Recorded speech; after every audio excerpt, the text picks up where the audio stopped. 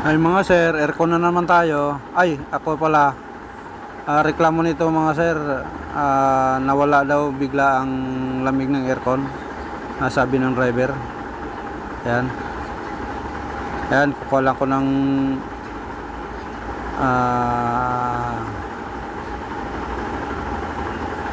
charging gauge.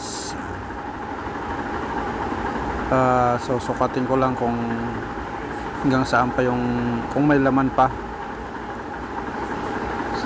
Ayan mga sir, install ko lang yung charging gauge para makita kung okay pa yung laman.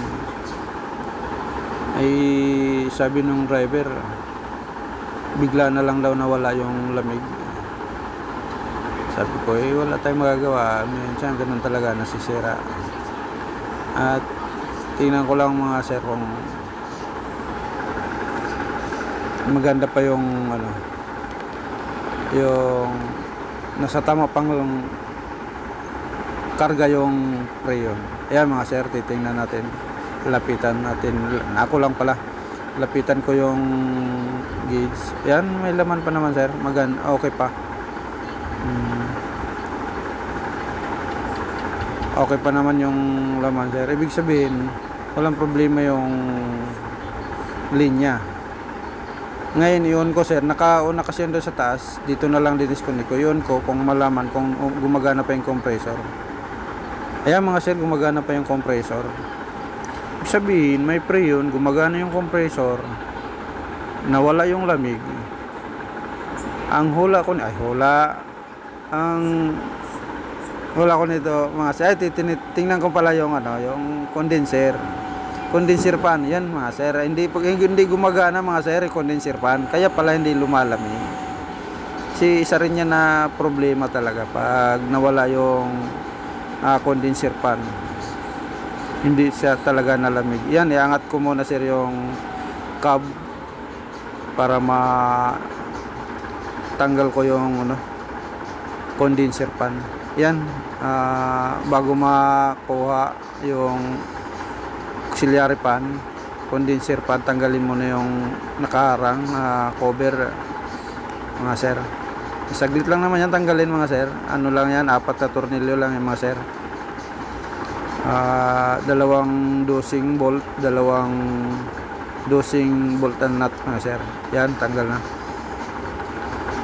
Ayan mga sir.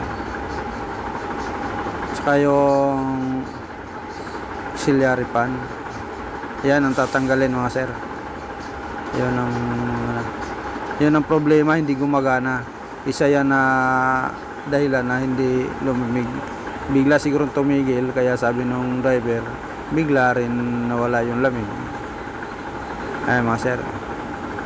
Ayan, tanggal ko na mga sir. Ayan. I-rehab ko muna yan mga sir.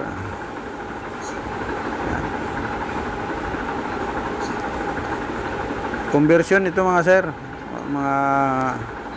kasi nagtanong ko kanina kung may auxiliary fan. Sinabi na sa akin na yung ordinary auxiliary fan sa hydraulic fan, pero para sa akin maganda yon kasi malakas. Maganda conversion ito yung mga personnel kung taga warehouse mga sir, mga guwapo na sila at mga mababait pa. Yan, mabilis, madaling lapitan mga sir, pero mahirap hanapin. Yan mga sir, bigay na kaagad mga sir. Yan, thank you. Yan, yung problema dito mga sir, ay wala palang problema sir, mga sir, conversion ng gagawin ko. Kasi yan, ordinary yan mga sir, pero ang ganda niyan, ang ganda ng resulta niyan. Malakas. Yan mga sir, i-rehab ko yung luma, pero yung pa rin, yung kaha pa rin ang gagamitin ko mga sir. May puputulin lang ako dyan, sakto yung auxiliary pa na yan.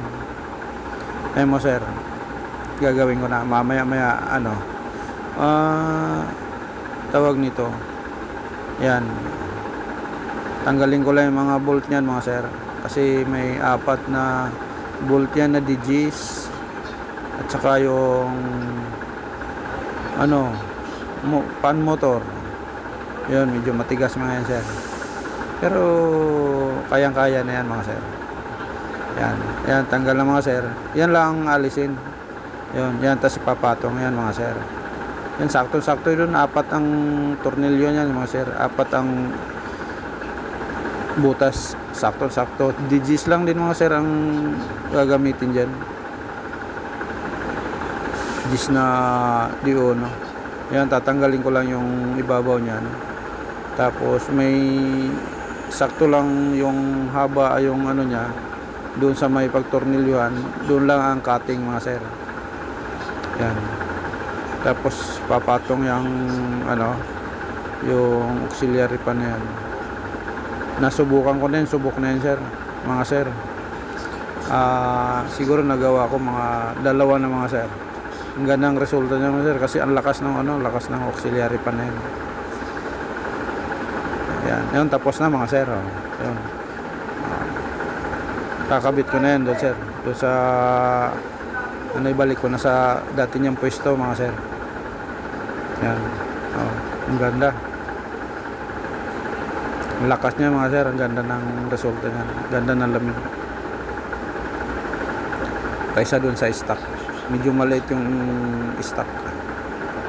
Yung original niya. Yan mga sir. Tapos na. Takip na. Ibaba ko na lang yung cab. Para magkaalaman na mga sir. Ayan. Lagyan akong konti ng preyon para lumamig ng maganda kasi medyo bawas kasi dumaan siya ng ano, dumaan ng high pressure mga sir. Yan, maganda na yung lamig mga sir. Ano lang yung mga sir, yun nag-automatic na nga yan, sir, nag-automatic na, pangalawang automatic na yan mga sir. Ang standing pressure nya 180 ang high pressure mga sir. 35 yung low pressure. Ayos yan sir mga sir na ano. Yun, maganda na. Wala kasi akong ano mga sir, temperature gauge. Ang reference ko lang pag malamig na yung ano, yung suction, sigurado pag nagpapawis na yan sir, mga sir. Pag yan nagpapawis yung suction na yan mga sir, sigurado ko malamig na yun dun sa loob mga sir. At antayin ko lang mga sir na mag automatic ulit. Pag mag automatic yan sir mga sir, ayos na yan mga sir. Okay na yan. Yun mga sir, nag automatic na. Pang 3 automatic na yan mga sir. Salamat.